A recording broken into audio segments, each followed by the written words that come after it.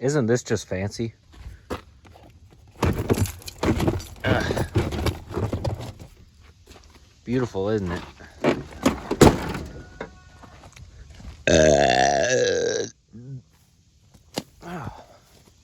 Welcome back to the channel. Welcome back to the video. Welcome back to another episode. Today, we're going to be doing a video.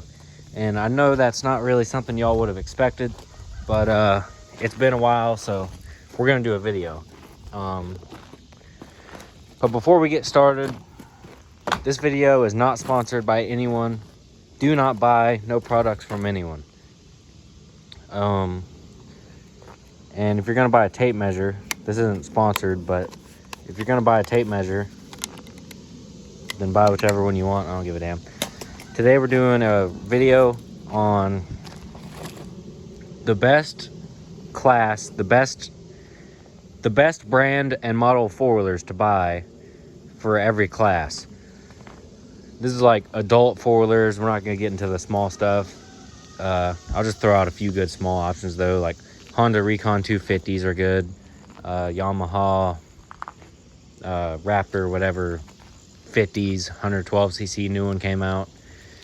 Yamaha or Honda little four-wheelers are good. Polaris Can-Am little four-wheelers, you know, junk, whatever. But yeah, so it's mainly like 400cc and above. So let's just go ahead and get into it. So the best four-wheelers for around 400, 500 class would be, right here's one of them. This is a Kodiak 450. 2018 is when they come out with this body style, this new body style. And me and my family, my mom and brother had one of these also. But this is the only one that's still around. And this one has about 3,000 miles on it. And it is an absolute tank. Never had an issue, never broke. It is beat to crap.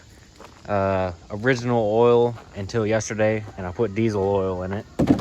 You can put diesel Rotella in your four-wheelers because it's a JSO wet clutch safe rating, whatever, so it's not going to harm the four-wheelers. It's good for it.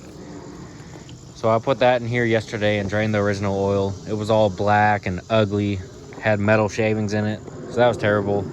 Original air filter in this thing is caked in mud. This thing is extremely lack of maintenance and treated terribly, abused, ridden in water, mud, just destroyed, jumped off cliffs, flipped over, etc. And it never breaks down, never has an issue. The belt on these Yamahas is not a problem at all.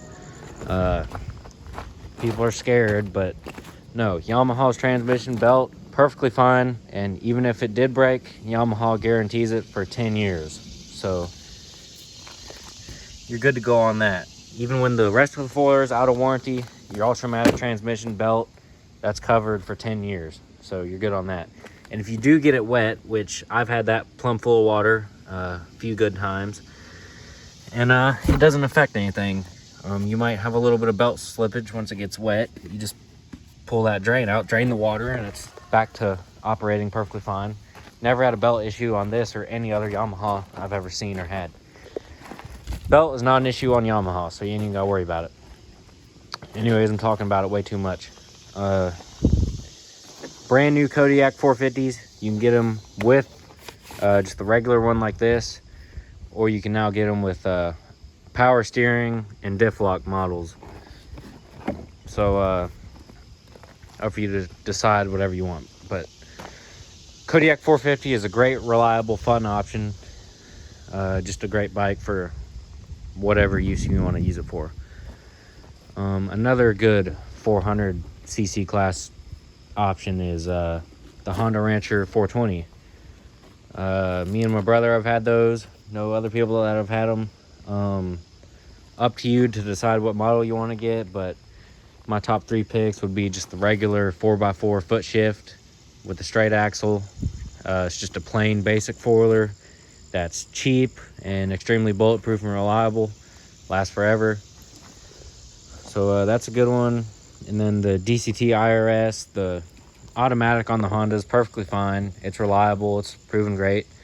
So the DCT IRS, independent rear suspension, automatic ranchers, those are great. Or the DCT IRS with power steering. Those are like my top three. Honda Rancher 420, they sit a little bit higher than these Yamahas. Reliability is honestly about equal, I'd say. My 2017 Rancher I had, it went through a set of wheel bearings in the front. The wheels are about to fall off, and this one's still tight in the front. So reliability, really, it's about the same between Yamaha and Honda, comparing my Honda to this. But yeah, so Honda Rancher, great option in the 400s class, and Kodiak 450, great option in the 400s class. Reason I wouldn't go with a Can-Am or Polaris in this size of four-wheelers is because Can-Am and Polaris are not going to be reliable. They're going to be junk piles of dog shit. So I would not buy those, because in the 400s, they're all about just, you know, the same top speed. They all go about 50, 55 mile an hour. They're not fast four-wheelers, you know, they're all about the same. So you might as well get a reliable one like a Yamaha or a Honda. So that's why I would not go with a Can-Am or a Polaris for this size class. The 500s, the only 500 class CC four-wheeler I'd think of is a Honda Rubicon. They're just a great workhorse, bulletproof, reliable, just a fun four-wheeler to ride. A lot of people don't know, but the Honda Rancher 420 is actually faster than the Honda Rubicon 520, and the Honda Ranchers have a higher top speed also. So like the Rubicon's just like a ultimate, you know, bulletproof workhorse, mud four-wheeler, whatever. They're a solid 500 class four-wheeler. Then we're gonna move into the 700s type class of four-wheelers. If you're gonna get a 700cc four-wheeler, go with Yamaha all day long. Brand new Yamaha Grizzly 700, proven engine, proven everything on it. Just a solid, reliable, comfortable bike for whatever. And they're one of the best looking, actually the best looking four-wheeler on the market, I think. These 450s look good too when they're brand new. This one's trashed. I pulled that headlight out. Gonna pull that one out, put some LED pods in there sometime. But this one's trashed, so it's ugly now. But Yamahas are some of the best looking, especially the Grizzly, best looking ever. They're reliable, comfortable. They go pretty fast, pretty quick. Just a fun four-wheeler, and they're, you know, reliable. They'll last. They're just good for towing, good for trails, roads, mud, whatever. Powerful, fun, reliable machines. So 700s, Yamaha all day. And then here's where we're gonna move into 850 and 1000, which Honda and Yamaha do not enter that territory, which is fine. You know, they're more into the more utilitarian, reliable bikes, whatever. So that's fine.